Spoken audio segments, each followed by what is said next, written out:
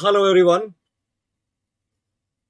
एक बार फिर आप सभी का जेएनसी डिजिटल प्लेटफॉर्म पे हार्दिक स्वागत, अभिनंदन, नमस्कार, आदाब, सत श्री अकाल, सलाम वालेकुम, वनकम। नॉर्सेट 2022 टाइगर क्लास और आज की ये ऐतिहासिक क्लास जिसमें नॉर्सेट 2022 के वो एमसीक्यू आपको मिलेंगे जो सीधा नॉर्सेट 2022 का दरवाजा ओपन करेंगे। बच्चों, आज का सेशन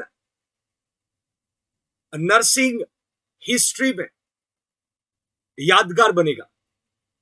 आज के इस सेशन में सारे नर्सिंग के subject plus GK, image, video base,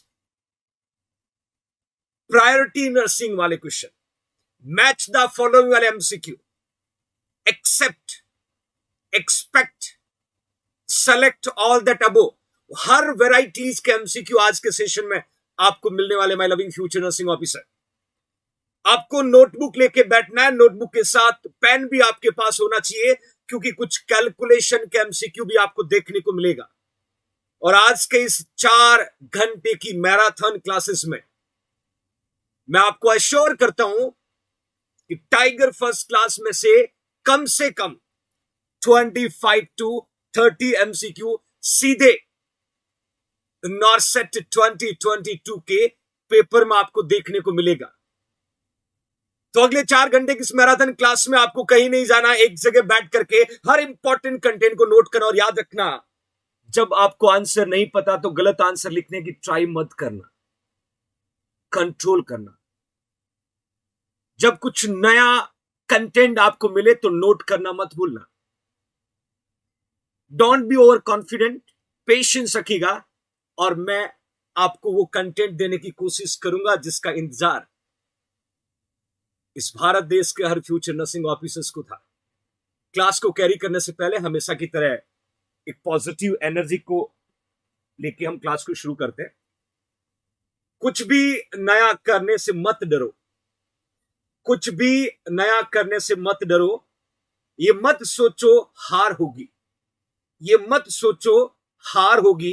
हार तो कभी नहीं होती, या तो जीत मिलेगी या फिर सीख मिलेगी। जिंदगी में आपको कभी भी कोई नया स्टेप लेना पड़े, आगे बढ़ना पड़े, अपनी लाइफ को सिक्योर करना पड़े, तो कभी भी ये मत सोचो कि मेरी हार होगी। कभी हार नहीं होती है, या तो जीत मिलती है और या सीख मिलती है मेरे फ्यूचर नर्सिंग ऑफिसर्स।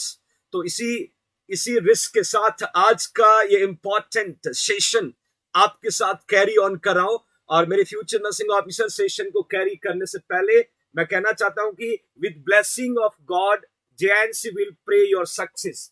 भगवान से आपके सक्सेस की दुआ करते हुए नॉर्सेट 2022 में आपको सेलेक्ट होते हुए देखते हुए इन दुआओं के साथ टाइगर क्लास का पहला सेशन यहां पर मैं कैरी ऑन कर रहा हूं। और पहले सेशन में एक खूबसूरत फोटो आपको एक महिला का दिख रहा है, जो that we can say Florence Nightingale, जिनको हम लोग father of nursing profession, founder of nursing profession, mother of nursing profession के नाम से जानते हैं।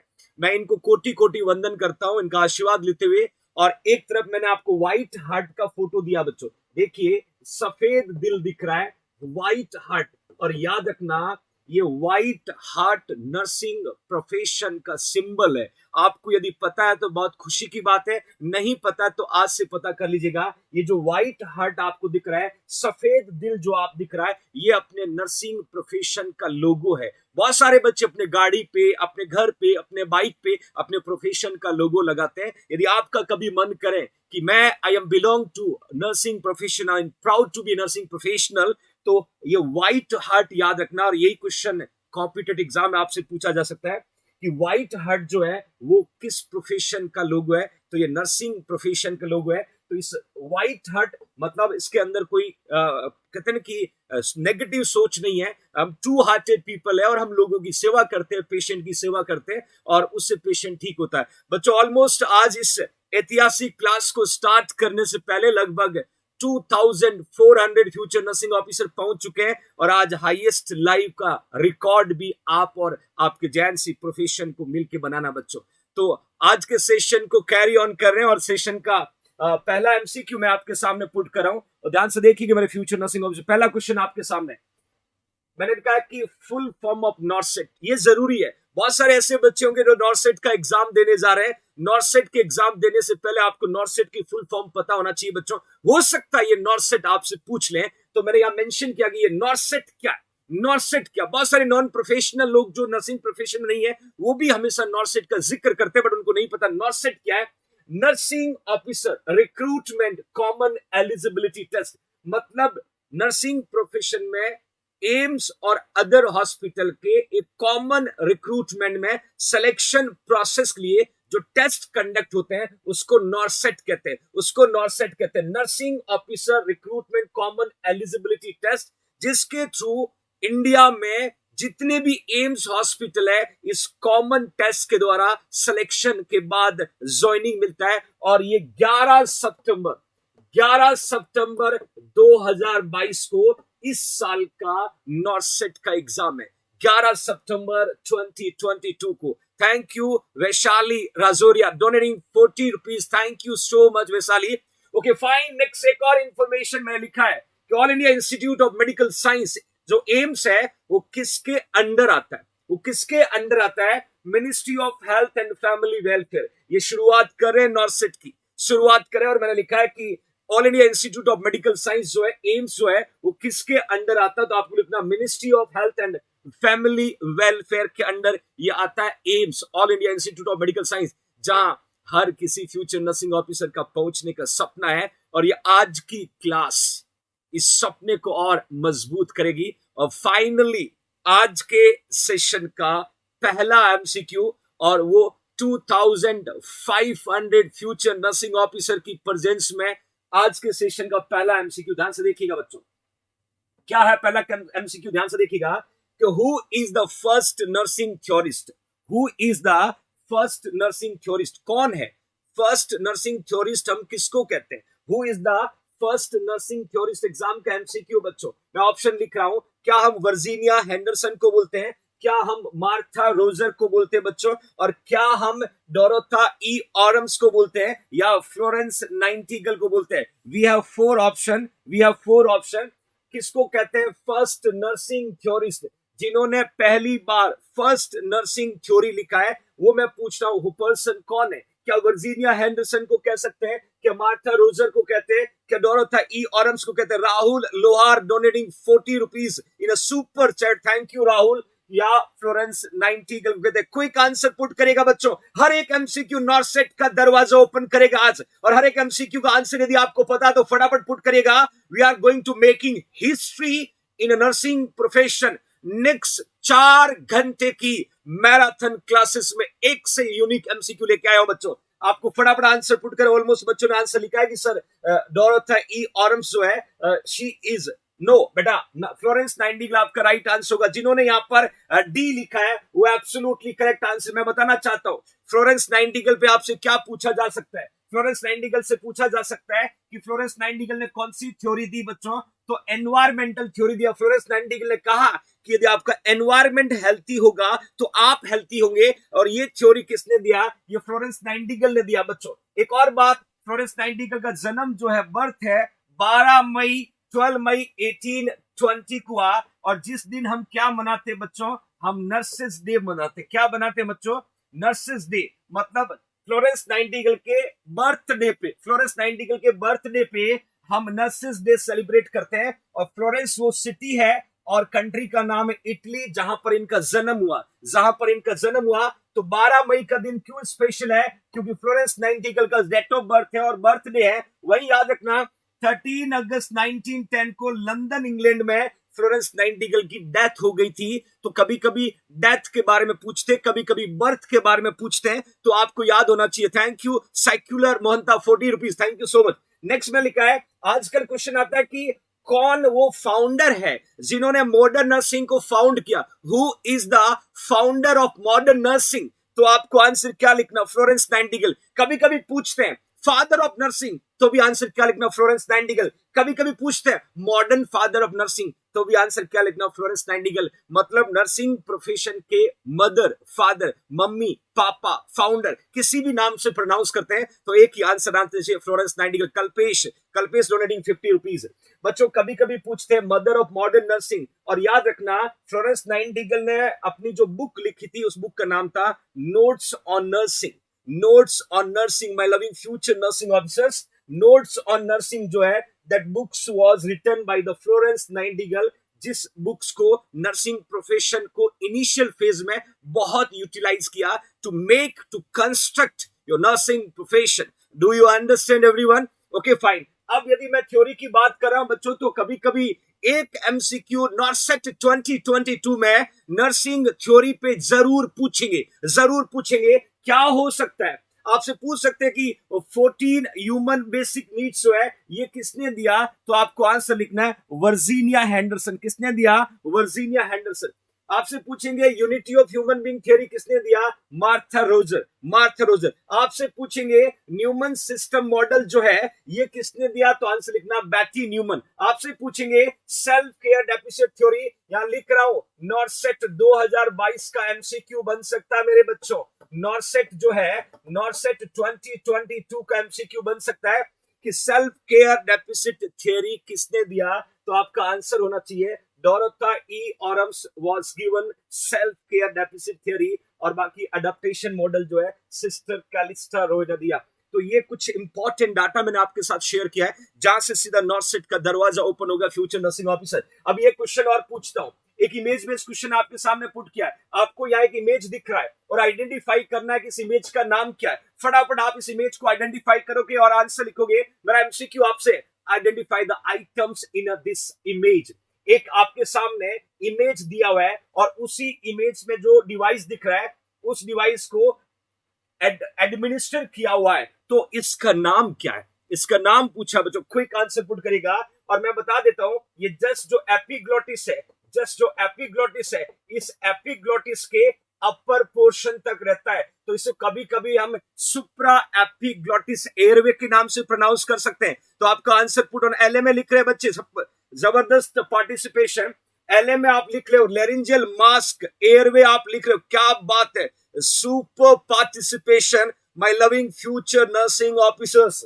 लेरिंजियल मास्क एयरवे लिखा है बच्चों। मैं बताना चाहता हूं ये लेरिंजियल मास्क एयरवे जो है इसका यूज क्या है, to keep patient airway open. कब? एक तो जब पेशेंट को एनेस्थेसिया आपने एडमिनिस्टर कर रखा है या पेशेंट जो है वो अनकॉन्शियस है, मतलब एक तो ड्यूरिंग सर्जरी जब आपने पेशेंट को एनेस्थेसिया दे रखा है तो एयरवे मेंटेन करने के लिए हम यहाँ पर एलएमए को यूज करते हैं। या पेशेंट अनकॉन्शियस है, patient is unable to give response to the any external stimuli, जब पेशेंट कोई भी बाहर की स्टिमुलाई को रिस्पॉन्ड नहीं कर पा रहा है, that means my loving future nursing officers क्या यूज करेंगे बच्चों? Laryngeal mask airway. इसका एक और नाम मैं बताना चाहता हूं, कभी कभी इसको सुप्राग्लोटिक एयरवे डिवाइस कहते हैं। सुप्राग्लोटिक क्यों कहते हैं? क्योंकि ये एपिग्लोटिस जो है उस एपिग्लोटिस से ऊपर की ओर लोकेटेड होता है। Exactly that is the location of the LMA, my loving future nursing officer. That you understand everyone? Okay fine, next MCQ की तरफ मूव ऑन करते हैं बच्चों। क्वेश्चन क्या पूछ रहा है? एमसीक्यू ध्यान से पढ़िएगा, क्या पूछना चाहता my loving future nursing officer, that you can see everyone. Which of the health center is called first referral unit? कौन से हेल्थ सेंटर को हम लोग फर्स्ट रेफरल यूनिट कहते हैं? फर्स्ट रेफरल यूनिट कहते हैं, याद रखिएगा। और आपके सामने ऑप्शन लिखा है सब सेंटर ऑप्शन लिखा है, याद करना। सब सेंटर में दो एरिया होता है, एक तो हिली एरिया होता है और that we can say plain area होता है। हमेशा याद रखना, यदि 3000 की पॉपुलेशन है वो हिली एरिया में होगा, 5000 की पॉपुलेशन पे ये कहां होगा? प्लेन एरिया में। दूसरा लिखा है कम्युनिटी हेल्थ सेंटर बच्चों, हिली एरिया में 80,000 के पॉपुलेशन पे एक कम्युनिटी हेल्थ सेंटर होता है, प्लेन एरिया में 1,20,000 की पॉपुलेशन पे एक कम्युनिटी हेल्थ सेंटर होता है। प्राइमरी हेल्थ सेंटर जो है हिली एरिया में 20,000 की पॉपुलेशन पे होता है, प्लेन एरिया में 30,000 की पॉपुलेशन पे होता है। और नेक्स्ट लिखा है बच्चों district hospital, which is the right answer. Which is the right answer my loving future nursing officer? चार ऑप्शन आपके सामने। सब सेंटर मैंने लिखा है, सीएचसी, पीएचसी लिखा है, डिस्ट्रिक्ट हॉस्पिटल। कभी कभी पॉपुलेशन पूछेंगे तो मेरे सब सेंटर की पॉपुलेशन हिली एरिया में लिखा 3000, प्लेन में 5000, एक सब सेंटर की पॉपुलेशन है बच्चों। दूसरा सीएचसी का मैंने लिखा है 80,000, 1,20,000। मैंने प्राइमरी हेल्थ सेंटर लिखा 20,000 और 30,000। तो आपका आंसर क्या? फर्स्ट रेफरल यूनिट हम किसको कहेंगे? हम कहेंगे सीएचसी। Fantastic participation. एक मजेदार एमसीक्यू आपके सामने, जल्दीबाजी मत करना, ध्यान से देखिएगा, ध्यान से देखिएगा बच्चों, इस क्वेश्चन को देखिएगा। आप लोग मोबाइल का यूज बहुत करते हैं, व्हाट्सएप चलाते हैं, इंस्टाग्राम चलाते हैं, फेसबुक चलाते हैं। जब भी आप अपने फ्रेंड से कम्युनिकेट करते हैं तो कभी गुस्से में होते हैं, कभी प्यार में होते हैं, तो डिफरेंट इमोजीज हम भेजते हैं, अलग अलग इमोजीज भेजते हैं। कभी आप गुस्से वाली भेजते हो, कभी मोहब्बत वाली भेजते हो, है ना, कभी रोने वाली भेजते हो। मैंने यहाँ पर इमोजीज का फोटो पुट किया है। मैं आपसे पूछना चाहता हूं, स्केल का नाम क्या फ्यूचर नर्सिंग ऑफिसर? ये कौन सी स्केल है? ये कौन सी स्केल है? ये क्वेश्चन आपके कॉम्पिटिटिव एग्जाम का है। मैं लिख रहा हूं नॉर्सेट 2022, मैं लिख रहा हूं नॉर्सेट 2022। इस स्केल का नाम पूछा है, क्विक आंसर पुट करने की कोशिश करना बच्चों। बिल्कुल अलग अलग चेहरे आपको दिख रहा है, अलग अलग वेरिएशन यहां पर फाइंड आउट हो रहा है, और बच्चों ने आंसर भी लिखा है, बच्चों ने आंसर भी लिखा। That is a Wong Baker face pain rating scale developed by the Donna Wong और we can say Connie Baker.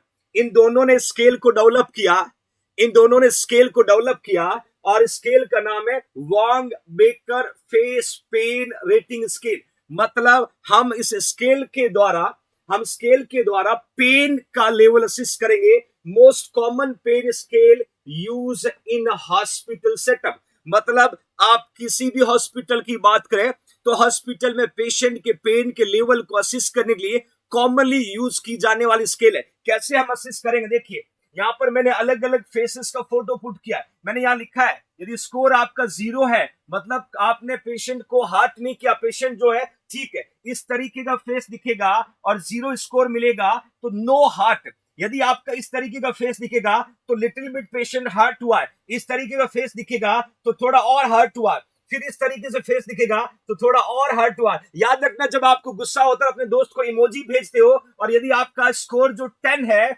मतलब आप बहुत ज्यादा हर्ट हुए, यू आर क्राइंग, यहाँ पर आंसू भी गिर रहे हैं, यहाँ पर ड्रॉप ड्रॉप आंसू भी गिर रहे हैं, और आप बहुत ज्यादा हर्ट हुए, इस तरीके से नीलेश डोनेटिंग 20 रुपीज। तो बच्चों ये इमेज आपको एग्जाम में पूछा जा सकता है। यहाँ पर पेशेंट का चेहरा लाल दिख रहा है, और एक ड्रॉप यहाँ पर आपको टीयर का दिख रहा है, मतलब you are roast, you are hurt too much, आप बहुत ज्यादा हार्ट हुए हो। तो आपको इस तरीके की इमेज दिया जाएगा, और आपसे पूछेंगे स्केल का यूज क्या। कभी कभी स्कोर पूछते, 0 मिला तो क्या लिखोगे, 10 मिला तो क्या लिखोगे। मैंने ये भी लिखा है, only facial expression assist by the nurse in this type of pain scale. हमें पेशेंट का चेहरा देखना, और पेशेंट का चेहरा इनमें से कहां से मिल रहा है, जिस इमेज से पेशेंट का चेहरा मिल रहा है वो आपको स्कोर देना है, और उस स्कोर से मैं पता लगाना कि पेशेंट कितना दुखी है, कितना परेशान है, कितना दुखी है, किस चीज को लेकर दुखी वो नहीं पता। और ये आप लोग डेली लाइफ में इस तरीके की एक्टिविटीज करते हो मेरे बच्चों, करते हो कहीं ना कहीं। That you understand everyone?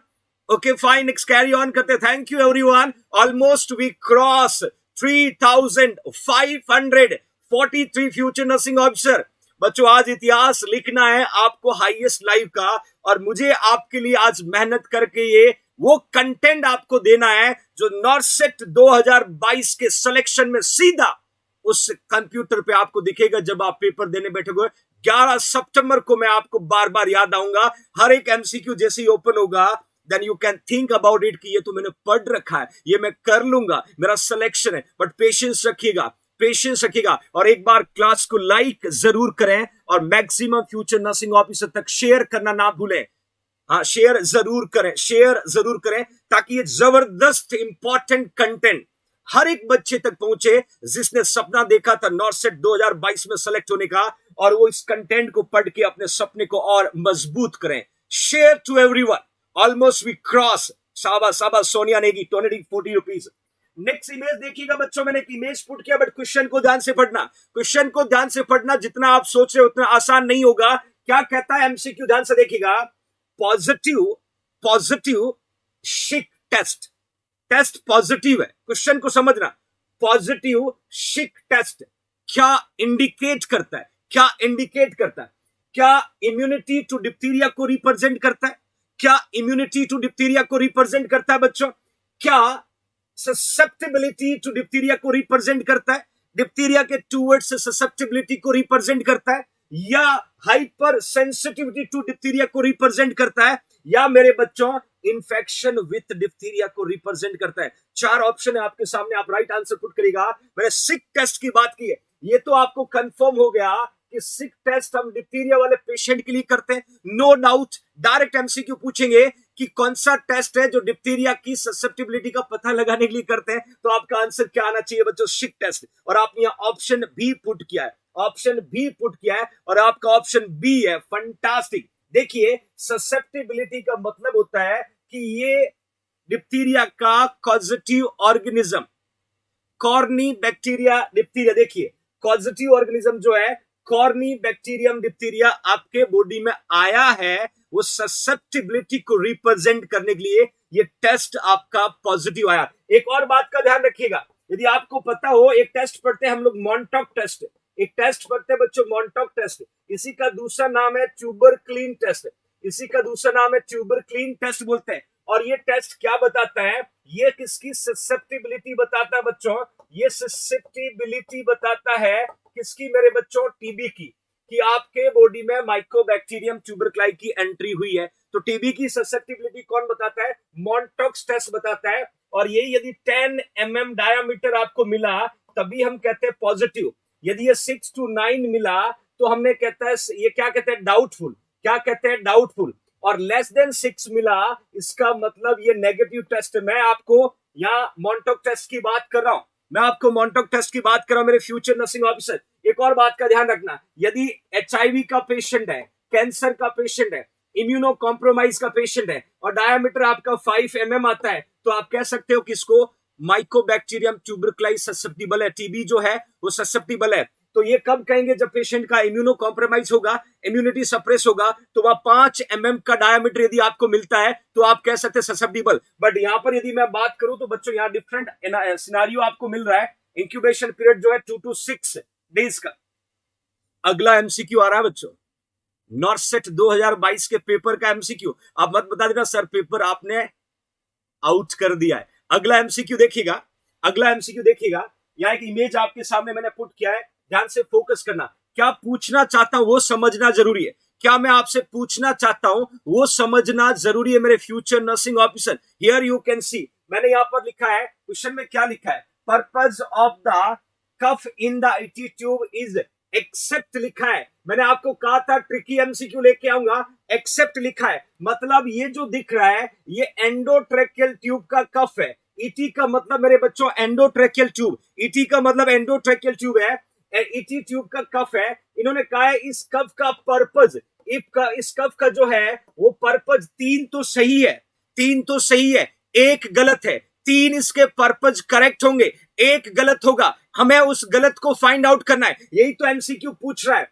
Purpose of the cuff in the endotracheal tube is except, यहां मैंने बेवल मर्फी आई लिखा हुआ है, यहां मैंने मैगिल कर्व लिखा हुआ है। ऑप्शन देखिएगा, ऑप्शन क्या लिखा है? इस कफ का पर्पज है टू फिक्स द ट्यूब, इस कफ का पर्पज है टू फिक्स द ट्यूब, इस कफ का पर्पज है टू सील द एयरवे, इस कफ का पर्पज है टू प्रिवेंट लीकेज, इस कफ का पर्पज है टू प्रिवेंट एस्पिरेशन। अब आप मुझे बताइएगा, चारों में से 3 तो सही है, चारों में से 3 तो सही है, एक वो कौन सा है जो रॉन्ग है, एक वो कौन सा है जो गलत है, वो आपको फाइंड आउट करना my loving future nursing officer. कोई आंसर पुट करने की कोशिश करिएगा।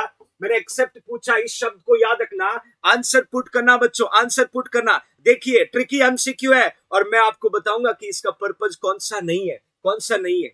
ऑलमोस्ट बच्चों ने यहाँ ए लिखा, कुछ ने बी लिखा, कुछ ने सी लिखा, बहुत बढ़िया। जिन्होंने ए लिखा बहुत सही आंसर है। इस कफ का पर्पज ट्यूब को फिक्स करना नहीं है, इस कफ को इन्फ्लेट करने से सील हो जाता है एयरवे, लीकेज प्रिवेंट हो जाता है, एस्पिरेशन प्रिवेंट हो जाता है, but cuff does not help to fix into the trachea. Cuff को हम ट्रैकिया में फिक्स करने के लिए यूज नहीं करते हैं। कैसे करते हैं एंडोट्रैकियल ट्यूब फिक्स? आप ध्यान से देखिएगा, मैं यहाँ पर एक वीडियो पुट करने की कोशिश कर रहा हूं मेरे बच्चों, एक वीडियो पुट करने की कोशिश कर रहा हूं, आप इस वीडियो को ध्यान से देखिएगा कैसे करते हैं एंडोट्रैकियल ट्यूब को फिक्स। इस वीडियो पे फोकस करिएगा। ये तरीका है, ये तरीका है ईटी ट्यूब को अपने नॉर्मल प्लेस पे फिक्स करने का। इस तरीके से हम लोग ईटी ट्यूब को फिक्स करते। ध्यान से देखना बच्चों, मैंने आपको कहा था कौन सा पर्पज नहीं है, आपने आंसर दिया सर फिक्स करना कफ का पर्पज नहीं है। तो फिक्स करने का तरीका देख लीजिएगा। इंट्यूबेशन जब हम करते हैं पेशेंट को, इंट्यूबेट करते समय एंडोट्रैकियल ट्यूब को किस तरीके से फिक्स किया जा रहा है, अपना फोकस यहां रखना मेरे बच्चों। मैं हर एक क्वेश्चन के रैशनल के साथ जा रहा हूं, हर एक एमसीक्यू का रीजन आंसर गलत है तो क्यों है वो भी आपको बताऊंगा, बट आप टेक्निक को देखना। हो सकता है आपके एग्जाम के अंदर एक वीडियो डिस्प्ले हो और वीडियो के अंदर ये एक्टिविटी की जा रही हो और आपसे पूछे कि आइडेंटिफाई करना है, तो आपको आंसर लिखना है that will use Shivani donating 51 rupees, that will use to fix the airway. Understand everyone? समझ में आया मेरे फ्यूचर नर्सिंग ऑफिसर्स को? शुक्रिया अनु कश्यप। बच्चों एक बार क्लास को लाइक जरूर करें। ये 4 घंटे की मैराथन क्लासेस है और इस मैराथन क्लासेस में आप सबका योगदान सर्वोपरि है, सबका यो। थैंक यू मोहम्मद रशीद, शुक्रिया मेरे बच्चे, thank you so much. Next carry कर रहे हैं। नेक्स्ट देखिएगा, नेक्स्ट क्वेश्चन क्या पूछ रहा है। एक और मजेदार एमसीक्यू जो आजकल वो यूनिवर्सल एमसीक्यू के रूप में घूम रहा है, हर पेपर वाला पूछ रहा है, हर कॉम्पिटेटिव एग्जाम वाला उस क्वेश्चन को पूछ रहा है, तो क्यों ना मैं भी पूछूं। मेरे फ्यूचर नर्सिंग ऑफिसर्स थे, मैंने कहा which will the consider fifth vital sign. एक वर्ड लिखा है यहाँ पर इमरजेंसी में, एक वर्ड लिखा है कि हम कौन से वाइटल साइन को फिफ्थ वाइटल साइन कंसिडर करते हैं, कौन से वाइटल साइन को फिफ्थ वाइटल साइन कंसिडर करते हैं, ये मैं आपसे पूछ रहा हूं। और मैंने ऑप्शन भी पुट किया। ऑप्शन देखिएगा, एक वर्ड लिखा बच्चों, मैं इमरजेंसी की बात कर रहा हूं, कौन सा वाइटल साइन है we can consider fifth vital sign in emergency my loving future nursing officer. Option A में लिखा मैंने टेम्परेचर, ऑप्शन बी में लिखा मैंने पल्स, ऑप्शन सी में मैंने लिखा है प्यूपिल रिस्पॉन्स, ऑप्शन डी में मैंने लिखा पेन। याद रखना, आपने कई बार पढ़ा होगा TPR BP, temperature, pulse, respiration, blood pressure, आपने कई बार पढ़ा होगा, बट मैंने आपसे पूछा है इमरजेंसी में। बच्चों गलत जा रहे हो, बच्चों गलत जा रहे हो। मैंने कहा था ना मेरे फ्यूचर नर्सिंग ऑफिसर, हमें वेट करना है, गलत आंसर नहीं पुट करना है। एक वर्ड लिखा हुआ इमरजेंसी, एक वर्ड लिखा हुआ इमरजेंसी, मैं इमरजेंसी में फिफ्थ वाइटल साइन को पूछ रहा हूं और जिसका आंसर क्या होगा, जिसका आंसर प्यूपिल रिस्पॉन्स होगा, प्यूपिल रिस्पॉन्स होगा। यदि मैं सीधा पूछता कि what is the name of fifth vital sign, what is the name of fifth vital sign, आपसे सीधा पूछता तो आपका आंसर आना चाहिए पेन, आपका आंसर आना चाहिए पेन। डायरेक्ट पूछता तो पेन लिखते, डायरेक्ट पूछता तो पेन लिखते। मैंने पूछा इमरजेंसी में हम किसको कंसीडर करेंगे, यही तो क्वेश्चन आपको सीखना था, यही तो एमसीक्यू आपको सीखना था। इमरजेंसी में हमें किसको कंसीडर करना है, हमें प्यूपिल रिस्पॉन्स को कंसीडर करना है। और यदि आपसे डायरेक्ट पूछते कॉम्पिटेटिव एग्जाम में what is the name of fifth vital sign, तो आपका आंसर पेन आना चाहिए। ये गलती आपको नहीं करना, future nursing officers clearly mention किया है। डायरेक्ट पूछे फिफ्थ वाइटल साइन कौन सा, that we can say pain, और आपसे पूछे इन इमरजेंसी कौन सा है, तो आपको आंसर लिखना प्यूपिल रिस्पॉन्स, तो आपको आंसर लिखना प्यूपिल रिस्पॉन्स। एक और मजेदार बात आपको बता देता हूं बच्चों, ध्यान से देखिएगा, ध्यान से देखिएगा। कभी कभी पूछते हैं कि जब हम रूटीन वाइटल साइन मॉनिटर करते हैं तो हमारा शेड्यूल क्या होता है। सबसे पहले हम टेम्परेचर को मेजर करते हैं, पल्स को मेजर करते हैं, रेस्पिरेशन को मेजर करते हैं, ब्लड प्रेशर को मेजर करते हैं। ये रूटीन मतलब सुबह 8 बजे आपने वाइटल साइन चेक किया, आपने दोपहर को 2 बजे चेक किया, आपने शाम को 8 बजे चेक किया, जहां पेशेंट की कोई इमरजेंसी नहीं है, रूटीनली आप चेक कर रहे हो, तो ये सीक्वेंस होना चाहिए टीपीआर बीपी। याद रखना, रूटीनली चेक करो तो टीपीआर बीपी होना चाहिए। बट कभी कभी पूछते हैं कि हमें इमरजेंसी में वाइटल साइन चेक करना है, तो सबसे पहले पेशेंट की पल्स को चेक करना होगा।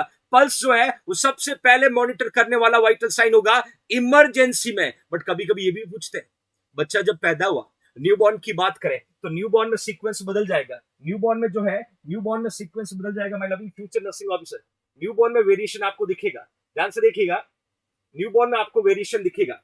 और न्यूबॉर्न में वेरिएशन क्या दिखेगा कि रेस्पिरेशन को हम प्रायोरिटी दे रहे हैं, रेस्पिरेशन को हम प्रायोरिटी दे, ध्यान से देखिए बच्चों, रेस्पिरेशन को हम यहाँ प्रायोरिटी दे रहे हैं, फिर पल्स आएगा और फिर आपका ब्लड प्रेशर आएगा। ये वेरिएशन आपको समझना है। सारे एमसीक्यू एक ही जगह मैं आपको बता रहा हूं, किसी भी फॉर्म में क्वेश्चन पूछा जा सकता है। 4 पैरामीटर अलग अलग मैंने पुट किया। आपको इमरजेंसी का पूछे तो प्यूपिल रिस्पॉन्स लिखना है, आपको डायरेक्ट पूछे कि फिफ्थ वाइटल साइन कौन है, पेन लिखना, आपको रूटीन पैरामीटर पूछे तो टीपीआर बीपी लिखना, आपको इमरजेंसी वाइटल साइन पूछे तो पल्स को प्रायोरिटी देना, और आपको बच्चे का पूछे तो सबसे पहले रेस्पिरेशन को चेक करना होता है। किसको चेक करना होता है बच्चों, रेस्पिरेशन को चेक करना होता है। My loving future nursing officer, do you understand everyone? Okay fine, next carry करते हैं, नेक्स्ट कैरी करते हैं। नेक्स्ट क्वेश्चन क्या पूछना चाहता है, मैंने लिखा है एक ड्रग का फोटो आपके सामने, एक ड्रग का फोटो आपके सामने है, इस क्वेश्चन को ध्यान से पढ़ना, सीधा नॉर्सेट क्रैकिंग एमसीक्यू है।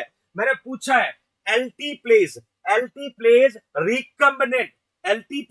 रिकम्बिनेट और टिश्यू प्लाज्मिनोजन एक्टिवेटर, जिसको टीपीए कहते हैं, is thrombolytic enzyme is administered during first 6 hour after onset of myocardial infarction। मतलब पेशेंट को हार्ट अटैक आया और पेशेंट को हार्ट अटैक आने के अगले 6 घंटे के अंदर अंदर एल्टी प्लेज, जिस ड्रग का नाम है थ्रोम्बोलाइटिक, और थ्रोम्बोलाइटिक ड्रग को हमने एडमिनिस्टर किया तो क्या रिजल्ट मिलेगा my loving future nursing officer? ये ऑप्शन आपके सामने। क्या पेन कंट्रोल होगा? क्या चेस्ट पेन कंट्रोल होगा? क्या कोरोनरी आर्टरी स्पाज्म रिड्यूस होगा? क्या पेशेंट का अर्थमिया जो है वो कंट्रोल होगा? या बच्चों रीवेस्कुलराइज द ब्लॉकेज कोरोनरी आर्टरी, जो ब्लॉकेज था वो वापिस रीवेस्कुलराइज हो जाएगा। इन चारों में से आपको एक सही आंसर पुट करना है। पेशेंट को हार्ट अटैक आया है, पेशेंट को मायोकार्डियल इन्फेक्शन आया है, अगले विद इन 6 आवर्स के अंदर पेशेंट को हमने एक ड्रग दिया जिसको बोलते हैं थ्रोम्बोलाइटिक ड्रग। ये थ्रोम्बोलाइटिक ड्रग चारों में से क्या काम करेगी? ये एमसीक्यू कॉम्पिटिटिव एग्जाम में कई बार पूछा हुआ है। कभी कभी तो ये पूछते हैं कि थ्रोम्बोलाइटिक ड्रग एमआई होने के अगले कितने टाइम में दिया जाता है, तो लिखना विद इन 4 to 6 आवर।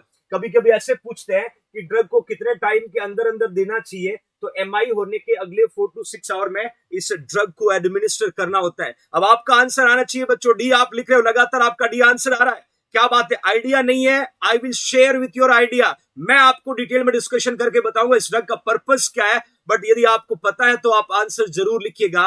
याद रखिएगा ये ड्रग काम क्या करेगी। देखिए ये ड्रग काम क्या करेगी। ये थ्रोम्बोलाइटिक ड्रग क्या करता है? जो ब्लड क्लॉट था, क्लॉट किसमें था? ये आपकी ब्लड वेसल्स थी, इसमें ये ब्लड क्लॉट था। इस क्लॉट को इसने क्या कर दिया? इसको डिसॉल्व कर दिया। क्या कर दिया? डिसॉल्व कर दिया। तो जो ब्लड जितना हार्ट की तरफ पहुंच रहा था वो नहीं पहुंच रहा है, जो ब्लॉकेज था उसको रीवेस्कुलराइज कर दिया, वापिस उस ब्लॉकेज की पेटेंसी को बना दिया। That is the right answer my loving future nursing officer. मैंने यहां मेंशन किया, हम बात कर रहे हैं थ्रोम्बोलाइटिक ड्रग की, और थ्रोम्बोलाइटिक ड्रग में मैंने एग्जांपल के रूप में एल्टी प्लेज आपको पुट किया है। लिखा है थ्रोम्बोलाइटिक ड्रग क्या करेगा? जैसे ही आप पेशेंट को एडमिनिस्टर करोगे तो ये एक्टिवेट करता है एक सब्सटेंस का नाम है प्लाज्मिनोजन, और ये प्लाज्मिनोजन क्या करता है? ये जनरेट करता है प्लाज्मिन, और ये प्लाज्मिन क्या करता है? ये उस क्लॉट को डिसॉल्व करता है। ये ब्लड वेसल्स थी, इस ब्लड वेसल्स में आपका ये क्लॉट था, और इस क्लॉट को डिसॉल्व करने के लिए जो ड्रग हमने यूज किया वो ड्रग कौन सा था? थ्रोम्बोलाइटिक था बच्चों। वो ड्रग कौन सा था? थ्रोम्बोलाइटिक था my loving future nursing officer. और थ्रोम्बोलाइटिक ड्रग ने क्या किया? क्लॉट को डिसॉल्व किया। याद रखना, ज्यादातर आपको स्ट्रेप्टोकाइनेज शब्द पता होगा। स्ट्रेप्टोकाइनेज वर्ड बहुत कॉमन है, बट आज के बाद आपको एडिशनल नाम भी याद रखना है। हम नॉर्सेट 2022 का एग्जाम देने जा रहे हैं। We should need to be know each and every content will belong from the particular things. मैंने यहाँ एल्टी प्लेज आपको पूछा है, कभी कभी ये रेटी प्लेज के नाम से आता है, कभी कभी ये टेनेंसी प्लेट के नाम से आता है, बट ये मत भूलना विद इन 4 to 6 आवर। ये ड्यूरेशन आपसे पूछेंगे कि एक पेशेंट है उसको एमआई हुआ, एमआई होने के अगले कितने टाइम के अंदर अंदर थ्रोम्बोलाइटिक ड्रग को दिया जाना चाहिए, तो आपको आंसर क्या लिखना बच्चों? विद इन 4 to 6 आवर देना है। That is a much effective. मैंने ये भी लिखा है, यदि पेशेंट को आपने थ्रोम्बोलाइटिक ड्रग दिया तो ब्लीडिंग हो सकता है। याद रखना, जब भी हम पेशेंट को हिपेरिन ड्रग देते हैं, जब भी हम पेशेंट को वारफरिन देते हैं, जब भी हम पेशेंट को एस्पिरिन ड्रग देते हैं, तो मत भूलना इन सब का प्राइमरी कंसर्न क्या होगा? ब्लीडिंग। बुशा डोनेटिंग 100 रुपीज, थैंक यू बुशा। तो इसका प्राइमरी कंसर्न क्या होगा बच्चों? ब्लीडिंग होगा। और ये क्वेश्चन पूछते हैं, हर एक ड्रग जब भी हम पेशेंट को एडमिनिस्टर करते हैं तो प्रायोरिटी रिस्पॉन्सिबिलिटी नर्स की होती है कि हम क्या पैरामीटर को मॉनिटर करते हैं। आपने सुना है, जब मैं डिगॉक्सिन की बात करता हूं, जब मैं डिगॉक्सिन ड्रग की बात करता हूं, तो हम क्या मॉनिटर करते हैं? पेशेंट की हार्ट रेट को मॉनिटर करते हैं। जब हम मॉर्फिन सल्फेट की बात करता हूं, जब मैं मॉर्फिन सल्फेट की बात करता हूं, तो हम क्या मॉनिटर करते हैं? हम रेस्पिरेटरी रेट मॉनिटर करते हैं। ये याद रखना, हार्ट रेट, रेस्पिरेटरी रेट। और यदि मैं बात करूं थ्रोम्बोलाइटिक ड्रग की, तो याद रखना हमें ब्लीडिंग को मॉनिटर करना होता है my loving future nursing officer. और मैंने क्लियरली मेंशन किया है, हिपेरिन, वारफरिन और एस्पिरिन वो सारी ड्रग्स है जिसमें डियर नर्स की प्रायोरिटी कंसर्न, पहली कंसर्न जो है वो ब्लीडिंग को वॉच करना होता है। तो यदि किसी पेशेंट को थ्रोम्बोलाइटिक ड्रग का टॉक्सिसिटी हो गया तो हमारे पास एप्सिलॉन अमाइनो कैप्रोइक एसिड है या टेरानेक्सामिक एसिड। बच्चों ये क्वेश्चन आजकल पूछने लगे हैं कि एंटीडोट का काम कौन करेगा यदि किसी पेशेंट को थ्रोम्बोलाइटिक ड्रग की टॉक्सिसिटी होगी, थ्रोम्बोलाइटिक ड्रग जो है टॉक्सिक इफेक्ट कॉज कर रहा है, तो मेरे बच्चों आपका राइट आंसर क्या होगा? दैट इज अ टेराक्सी देखिए ट्रानेक्सिमिक एसिड। बच्चों एक खास बात, ऑलमोस्ट हमने 4000 फ्यूचर नर्सिंग को क्रॉस कर लिया है। अगला टारगेट है 5000। आने वाला कंटेंट जबरदस्त आने वाला। बच्चों हर एक एमसीक्यू आपको नॉर्सेट के सपने को पूरा करने में मदद करेगा।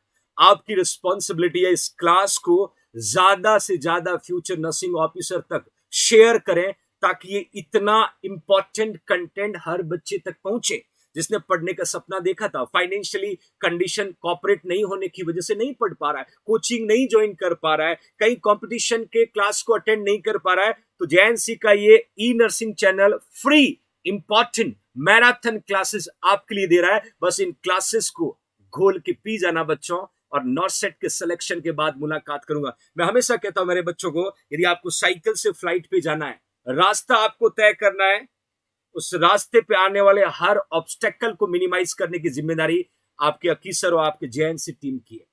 कोशिश करते रहना, और कहते हैं ना कि कोशिश करने से ही सफलता मिलती है। तो आप जिस तरीके से प्यार स्नेह आप शो कर रहे हो, I really thanks a lot from my true heart towards all the future nursing officer. They are struggle and do hard work towards Norset. Okay, fine. Next carry on करते बच्चों, next carry on करते my loving future nursing officer. Norset 2022 का MCQ आपके सामने डाला। मेरी बात को याद रखना, Norset 2022 का एमसीक्यू आपके सामने पुट कराओ, और ये एमसीक्यू क्या देखिएगा, मैं लिख देता हूं बच्चों, Norset 2022 यहां लिख रहा हूं। Norset 2022 क्वेश्चन पूछा है कि आजादी का अमृत महोत्सव कैंपेन स्टार्ट कब हुआ। आप रिसेंटली सभी ने इस 15 अगस्त पर भारत के 75 ईयर कंप्लीट होने की खुशी में आजादी का अमृत महोत्सव कैंपेन जो था उसमें पार्टिसिपेट किया, और यही मेरा एमसीक्यू है। आजादी का अमृत महोत्सव कैंपेन जो है वो कब स्टार्ट हुआ? क्या मार्च 12, 2022? क्या अगस्त 15, 2022? क्या मार्च 12, 2021? क्या मेरे बच्चों जनवरी 26, 2022? Which is the correct answer? मैं कैंपेन की बात कर रहा हूं। मैं आपको यह भी बताऊंगा कैंपेन स्टार्ट कहां से हुआ, और ये नॉर्सेट का एमसीक्यू है, नॉर्सेट के पेपर से लिया गया क्वेश्चन है, ध्यान रखना। ये है एक्सपेक्टेड एमसीक्यू, और अब 4 ऑप्शन है, मुझे इसमें से राइट आंसर पुट करना है कि आजादी का अमृत महोत्सव कैंपेन स्टार्ट कब हुआ मेरे बच्चों? स्टार्ट हुआ मार्च 12, 2021 फ्रॉम साबरमती आश्रम गुजरात। सुनना मेरी बात को, साबरमती आश्रम, ये क्वेश्चन नॉर्सेट का है कि आजादी का अमृत महोत्सव कैंपेन कब स्टार्ट हुआ? मार्च 2021 को स्टार्ट हुआ। और नॉर्सेट 2022 का एमसीक्यू बच्चों, ये नॉर्सेट 2022 का क्वेश्चन है, आपको सीधा मिलेगा साबरमती आश्रम गुजरात से। ये कैरी हुआ, कब कैरी हुआ? 12 मार्च 2021 को। नोट कर लीजिएगा, मैंने कहा था ये नर्सिंग इतिहास की सबसे खूबसूरत क्लास बनाऊंगा बच्चों। वो कंटेंट आपको दूंगा जो नॉर्सेट के पेपर में प्रिंट हो चुका है। बस मेहनत मैं कर रहा हूं आपके साथ, और आपको इसको फॉलो करना बच्चों। तो that is your right answer. गलत नहीं करोगे ना? गलत नहीं करोगे। भारत के प्रधानमंत्री नरेंद्र दामोदर दास मोदी ने इसकी शुरुआत की थी बच्चों, शुरुआत की थी। ओके फाइन, नेक्स्ट क्वेश्चन की तरफ बढ़ता हूं बच्चों। नेक्स्ट क्वेश्चन क्या कह रहा है, ध्यान से देखिएगा, बड़ा तगड़ा एमसीक्यू है, क्वेश्चन को पढ़िएगा। A pregnant woman during first, pen निकाल लीजिएगा, पेन निकाल के बैठना, कैलकुलेट करना होगा आपको, मैंने पहले ही कहा था। A pregnant woman during her first antenatal visit, she has a 2-year-old son born in a 40th week, a 5-year-old daughter born in a 38th week, a 7-year-old twin daughter born in a 35th week, A 3 year ago, she had a spontaneous abortion in a 10th week of gestation using ZTPAL format. और आपको सही answer put करना है, फटाफट calculate कर लीजिएगा, मैंने 4 option आपको दे दिया। सही आंसर चाहिए मेरे फ्यूचर नर्सिंग ऑफिसर, सही आंसर चाहिए बच्चों। क्विक आंसर पुट करने की कोशिश करना। मैंने आपके सामने पुट किया, देखिए फर्स्ट एंटीनेटल विजिट है, यहां लिख रहा हूं ग्रेविडा विजिट है, तो यहां पर 1 हो गया। प्लस क्या है, she has 2 year old born 40 week, एक बच्चा 2 साल का है जो टर्म है, मतलब वो 40 वीक में पैदा हुआ। Then 5 year old daughter born 38 week, मतलब एक और ग्रेविडा था 5 साल की बच्ची, वो 38 वीक में, मतलब ये भी टर्म बच्ची थी। Then 7 year old twin daughter 35 week, मतलब ये और एक ग्रेविडा हो गया, और ये प्री टर्म है, बच्चों, दैट वी कैन से 1 हो गया pre term.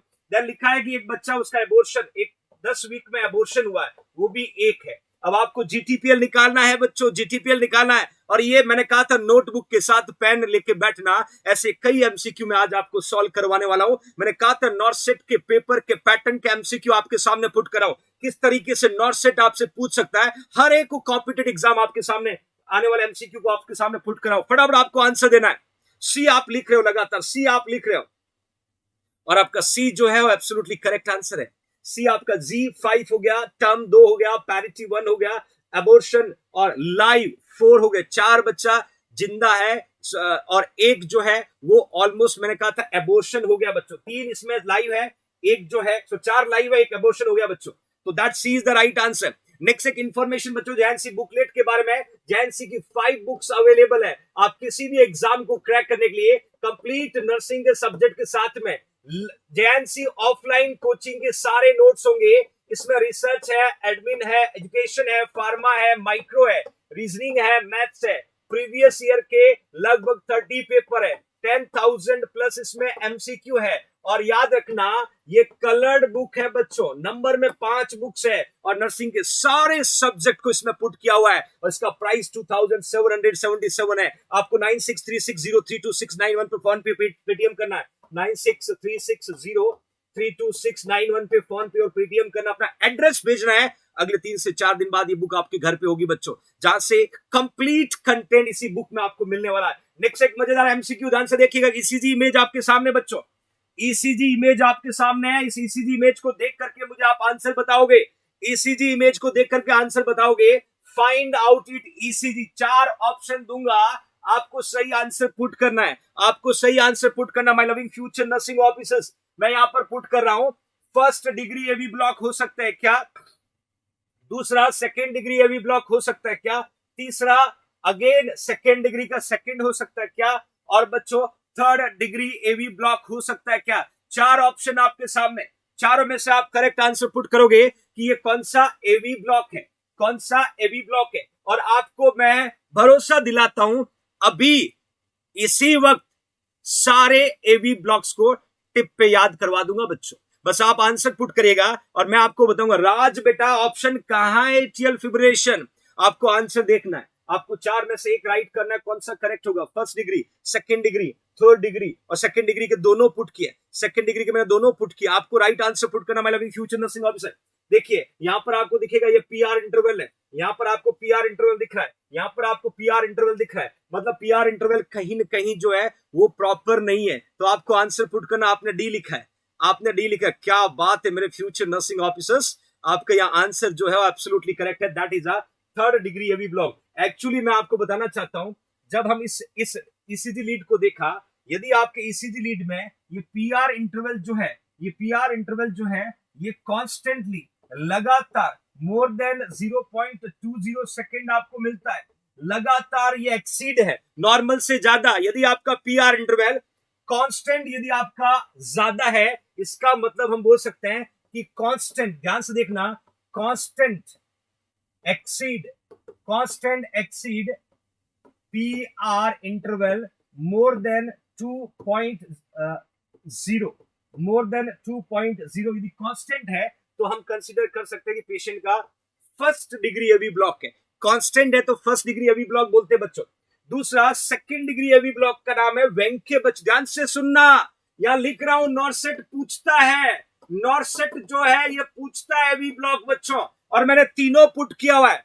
First degree V block कब कहेंगे? जब पीआर इंटरवल कांस्टेंट नॉर्मल से ज्यादा मिल रहा है सारी लीड्स में, तो फर्स्ट डिग्री हो गया।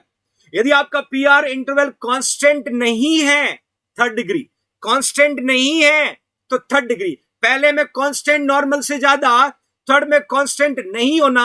अब गड़बड़ क्या होता है सेकेंड डिग्री के दोनों में, वेंकेबच और मोबिट्स में, वेंकेबच और मोबिट्स में। मैंने यहां लिखा सेकेंड डिग्री में वेंकेबच में पीआर इंटरवल क्या होगा? Shorter after drop. जहां पीआर इंटरवल ड्रॉप होगा, फिर शॉर्ट होगा, फिर बड़ा होगा, फिर बड़ा होगा, फिर ड्रॉप होगा, फिर शॉर्ट होगा। समझ आना, ये सेकेंड डिग्री का जो है ये फर्स्ट है। वही सेकेंड डिग्री का सेकेंड को मोबिट्स कहते हैं, नाम याद रखना, मोबिट्स कहते हैं या हे कहते हैं। वहां क्यूआरएस कॉम्प्लेक्स जो है, वहां क्यूआरएस कॉम्प्लेक्स जो है वो ड्रॉप होगा बच्चों, वहां क्यूआरएस कॉम्प्लेक्स जो है वो ड्रॉप होगा my loving future nursing officer. तो आपको याद रखना है कि कहां क्या होगा। और थर्ड डिग्री मैंने ऑलरेडी आपको बता दिया बच्चों। नेक्स्ट एक फोटो आपको दिख रहा है, ध्यान से देखिएगा, एक फोटो आपके दिख रहा है my loving future nursing officer. इस इमेज में पेशेंट जो है वो लेटा हुआ है, हाथ दोनों ऊपर है, मतलब कहीं की पेशेंट की शायद डेथ हो गई होगी। आपको फोटो को ध्यान से देखना है। मैंने यहाँ पुट किया है फाइंड आउट इट, मैंने पुट किया है फाइंड आउट इट। इस पेशेंट को देखिएगा, पेशेंट जो है सीधा लेटा हुआ है, बॉडी की मसल जो है वो स्टिफ दिख रहा है, बॉडी की मसल जो स्टिफ दिख रहा है। मैंने कहा फाइंड आउट इट, ऑप्शन देखिएगा, क्या हम इसको लिवर मोटिस कहते हैं, क्या हम इसको राइगर मोटिस कहते हैं, क्या हम अलगार मोटिस कहते हैं, या इनमें से कोई भी नहीं है, या इनमें से कोई भी नहीं है। Livor mortis, rigor mortis, algor mortis या नन ऑफ दीज, कोई भी सही नहीं। चार ऑप्शन है, चार ऑप्शन है my loving future nursing officer, which is the correct one. क्या लिवर मोटिस बोल सकते हैं? क्या लिवर मोटिस बोल सकते हैं? क्या राइगर मोटिस बोल सकते हैं? क्या अलगार मोटिस बोल सकते हैं? क्या तीनों जो है वो सही नहीं है? क्या तीनों जो है सही नहीं? क्या बात है future nursing officer, absolutely fine. क्योंकि बच्चों राइगर मोटिस का मतलब होता है stiffness of the joint and muscle.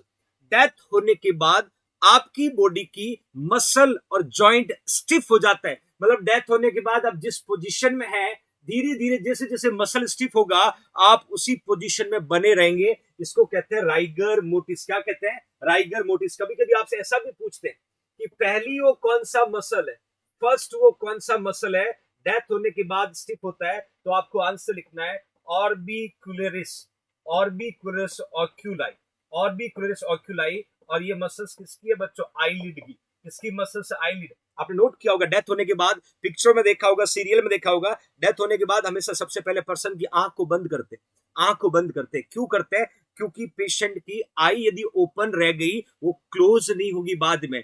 Muscle सबसे पहले डेथ होने के बाद जो है स्टिफ कहां से होता है? स्टिफ कहां से होता है बच्चों? वो आईलिड की मसल्स होती है, और मसल्स का नाम क्या है? ऑर्बिक्युलरिस ऑक्यूलाई। ये क्वेश्चन आता है, first muscle stiff after that my loving future nursing officer. Algor mortis का मतलब है gradual decrease of body temperature after death. मतलब आपके बॉडी का टेम्परेचर बच्चों 37 डिग्री सेल्सियस है और आपके रूम का टेम्परेचर 24 डिग्री सेल्सियस है। जब आप जिंदा हो आपके बॉडी के अंदर टेम्परेचर रेगुलेटरी सेंटर काम कर रहा है, मतलब आपका हाइपोथैलेमस काम कर रहा है, तब तक तो बॉडी का टेम्परेचर मेंटेन है। बट डेथ होने के बाद में आपका बॉडी का टेम्परेचर डिक्रीज होने लगेगा। और डिक्रीज कब तक होगा? जब तक आपके बॉडी का टेम्परेचर और आपके रूम का टेम्परेचर जब तक इक्वल ना हो जाए। रूम का टेम्परेचर 24 डिग्री सेल्सियस होता है और इस डिक्रीज टेम्परेचर प्रोसेस का नाम है अलगार मोटिस। क्या बोलते हैं बच्चों? अलगार मोटिस। मतलब सीधा है कि यदि पेशेंट को राइगर मोटिस की बात करें तो स्टिफनेस ऑफ द जॉइंट और मसल्स होगा, अलगार मोटिस की बात करें तो डेथ होने के बाद पेशेंट के बॉडी का टेम्परेचर स्लोली स्लोली डिक्रीज होता है 1.5 डिग्री फ़ारेनहीट पर आवर के हिसाब से डिक्रीज होगा। 1.5 डिग्री फ़ारेनहीट पर आवर आपका बॉडी टेम्परेचर डिक्रीज होगा। और कब तक होगा? जब तक रूम के टेम्परेचर के इक्वल ना हो जाए। लिवर मोटिस का नाम है hypostasis, bluish colour of death बोल सकते हैं। और पैलर मोटिस का नाम है paleness of the death due to the skin to go pale due to lack of blood circulation. चार तरीके के मोटिस होते हैं, बट आपने सही answer, thank you Jashoda Neenamma, शुक्रिया मेरा बच्चा। नेक्स्ट देखिएगा, नेक्स्ट क्वेश्चन की तरफ बढ़ रहा हूं बच्चों। क्वेश्चन क्या पूछा है? मैंने लिखा है कि बेसिस ऑफ एबीजी एनालिसिस, मतलब फिर नॉर्सेट के पेपर का क्वेश्चन बाहर आ चुका है। ये एक और नॉर्सेट 2022 का एमसीक्यू आपके सामने। मैंने यहां पर लिखा है कि on the basis of the ABC analysis inventory control depend on what. ये एबीसी एनालिसिस जो है, ये इन्वेंट्री कंट्रोल मेथड किस पे डिपेंड है, किस पे depend? Thank you Manju. Option A लिखा हुआ है एनुअल कंजप्शन वैल्यू पे डिपेंड है क्या? साल की जो कंजप्शन वैल्यू उस पे डिपेंडेंट है क्या? क्या क्रिटिकली ऑफ आइटम पे डिपेंडेंट है क्या? क्या कॉस्ट ऑफ आइटम पे डिपेंडेंट है क्या? क्या मेरे बच्चों प्रोक्यूरमेंट डिफिकल्टी और मार्केट अवेलेबिलिटी पे डिपेंड है? मैंने एक तरीके से इन्वेंट्री कंट्रोल मेथड का नाम लिखा है, जिस मेथड का नाम है एबीसी एनालिसिस, और इस मेथड का डिपेंड किस पे होना आपसे पूछा है, ये आपसे पूछा है। अब आपको आंसर पुट करना, which is the right one, which is the right one my loving future nursing officer. शुक्रिया कृपा। 4 ऑप्शन है, आपने लिखा कि सर यूनिटी ऑफ कॉस्ट पे डिपेंड है, यूनिटी ऑफ कॉस्ट पे डिपेंड, या आप लिख रहे, बिल्कुल आपका आंसर मैं मानता हूं, यूनिटी ऑफ कॉस्ट पे डिपेंड। मैं बताना चाहता हूं एबीसी एनालिसिस के बारे में शॉर्टली, ध्यान से देखना। Is a process to classify item using value, value मतलब आइटम की कॉस्ट के हिसाब से हम इसको डिवाइड करते हैं, जिसमें जो सबसे हाई कॉस्ट का आइटम होता है वो हम कहते हैं ए आइटम, जो सबसे इंटरमीडिएट कॉस्ट का होता है उसको बी आइटम, और जो सबसे लो कॉस्ट का होता है उसको सी आइटम। एक इंपॉर्टेंट क्वेश्चन आपको बता देता हूं, कई बार पूछा है कि चेंज, क्वेश्चन को समझना, change shift, change shift during, change shift during hospital, during hospital duty. जब आप हॉस्पिटल में ड्यूटी कर रहे हो और आप मॉर्निंग वाला स्टाफ जो है वो घर आ जाता है, आफ्टरनून वाला स्टाफ वहां ड्यूटी पे जाता है, आफ्टरनून वाला घर पे आ जाएगा, नाइट वाला ड्यूटी पे जाएगा, तो आपने देखा होगा इन्वेंट्री चेक करते हैं, आपने देखा होगा इन्वेंट्री चेक करते हैं। तो आपसे पूछेंगे कि ड्यूरिंग चेंज शिफ्ट, जब आपकी शिफ्ट चेंज होती है तो कौन सा perpetual, perpetual, perpetual inventory control method use करते हैं बच्चों, perpetual inventory control method use करते हैं। जब शिफ्ट बदलती है, मॉर्निंग वाला स्टाफ जो है शाम को जाएगा और शाम वाला फिर नाइट में पहुंचेगा, तो इन्वेंट्री एक्सचेंज होती है कि आपकी ड्यूटी में कितना सामान था, अब मैं कितना रिसीव कर रही हूं। उस मेथड का नाम है परपेचुअल इन्वेंट्री कंट्रोल मेथड। और ये तो बड़ा प्रैक्टिकली और क्लिनिकली एमसीक्यू है, पूछा जा सकता है, पूछा जा सकता है मेरे future nursing officers. Okay fine, next carry करने से पहले एक खास बात, हम लोग 4200 फ्यूचर नर्सिंग ऑफिसर को क्रॉस कर चुके हैं, 800 कम पड़ रहे हैं, 5000 का टारगेट है आपके सामने, 5000 लाइव, और मेरी जिम्मेदारी है सुपर कंटेंट आप तक डिलीवर करना। अब आप अपनी जिम्मेदारी को निभाइएगा और मैं अपनी जिम्मेदारी को निभाता हूं। और आज नर्सिंग प्रोफेशन में पहले का रिकॉर्ड आपके जेएनसी के नाम है 4300 समथिंग, और आज एक नया रिकॉर्ड भी आपने जेएनसी के नाम करना है। और इस इंपॉर्टेंट क्लास से आपका नॉलेज 7वें आसमान पे होगा, और मैं इतना अश्योर करता हूं, you feel confident, you run towards your destination, or your destination is your NORCET 2022। आप और कॉन्फिडेंट होके इस क्लास के बाद खुद से कहेंगे, yes sir, I can do, I have knowledge, I have courage, I have capability to crack NORCET 2022। और ये जज्बा, ये जुनून, ये हंगर मुझे आप में चाहिए फ्यूचर नर्सिंग ऑफिसर, क्योंकि हमारे पास सिर्फ 20 डेज लेफ्ट है, और 20 डेज में हमें वो कर दिखाना है जो साल भर की मेहनत में हम करते आए। और इस बार एक बार फिर इंडिया में सबसे ज्यादा सिलेक्शन मुझे जेएनसी से चाहिए, पिछली बार के रिकॉर्ड को फिर ब्रेक करना है, हाईएस्ट सिलेक्शन। बस ये आपकी जवाबदारी है, मेरी जिम्मेदारी को मैं निभाने की कोशिश कर रहा हूं बच्चों। मैं नेक्स्ट क्वेश्चन की तरफ ले चलता हूं, आपके सामने एक फोटो मैंने दिया हुआ है, मेरा एमसीक्यू आपसे क्या, ध्यान से सुनना, जल्दीबाजी मत करना। क्वेश्चन कहता है क्लाइंट हैज माइट्रल रीगजिटेशन। देखिए माइट्रल रीगजिटेशन जिसको बोल सकते हैं bicuspid regurgitation, where is a best place for the nurse to auscultate associated murmur.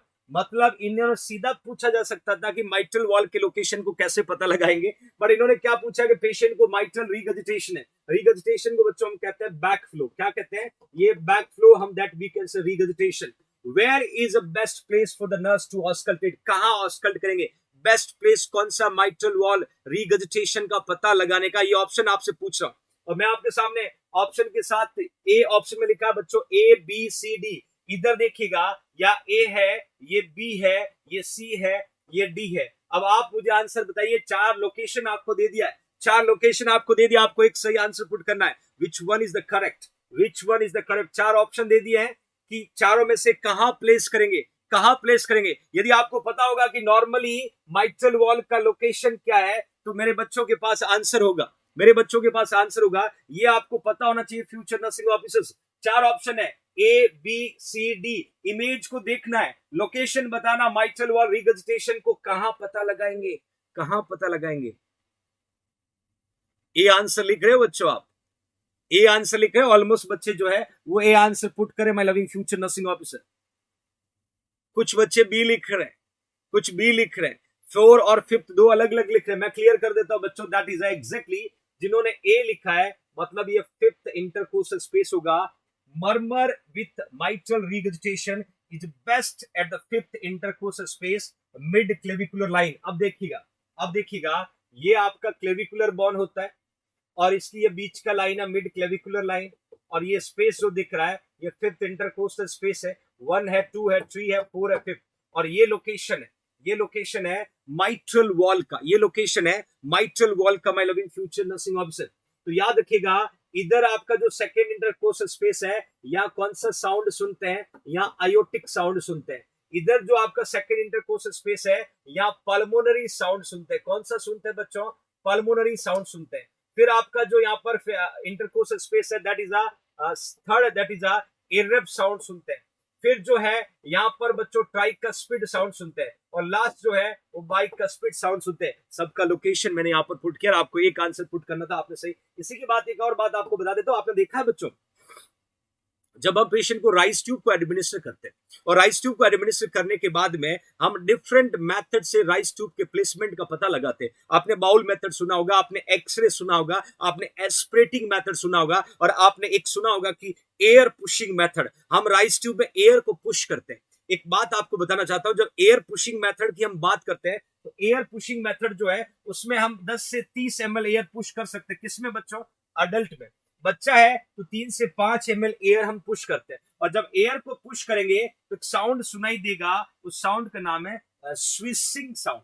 Swishing sound या ब्लविंग बोल सकते हो, हुशिंग बोल सकते हो। और कहां प्लेस करेंगे स्टेथोस्कोप को, just over the left upper quadrant of the abdomen immediately below the ribs margin. मतलब ये जो लोकेशन है, ये जो लोकेशन है, यहां पर हम स्टेथोस्कोप को पुट करेंगे, और इसका पर्पज है कि हमने जब पेशेंट को राइस ट्यूब को एडमिनिस्टर किया है, उस राइस ट्यूब के द्वारा जब एयर को हम पुश करते हैं, वो एयर आपकी स्टोमक में पहुंचती तो एक साउंड सुनाई देता है, उस साउंड को स्विशिंग साउंड बोल सकते हैं। बहुत इंपॉर्टेंट एमसीक्यू एग्जाम में पूछा जा सकता है। 10 से 30 ml एयर डालते हैं अडल्ट को, 3 से 5 ml एयर चिल्ड्रन को। ये दोनों में एयर के अमाउंट की बात कर रहा हूं, जो एयर हम एडमिनिस्टर करते हैं उस अमाउंट की बात कर रहा हूं, स्विशिंग साउंड के नाम से प्रोनाउंस करते हैं, और ये राइस ट्यूब को एडमिनिस्टर करने के बाद में हम सुनते हैं बच्चों, ध्यान रखना। ओके फाइन, नेक्स्ट एमसीक्यू की तरफ मूव ऑन करते हैं बच्चों। नेक्स्ट क्वेश्चन क्या कहता है, ध्यान से देखिएगा, बड़ा इंपॉर्टेंट एमसीक्यू है।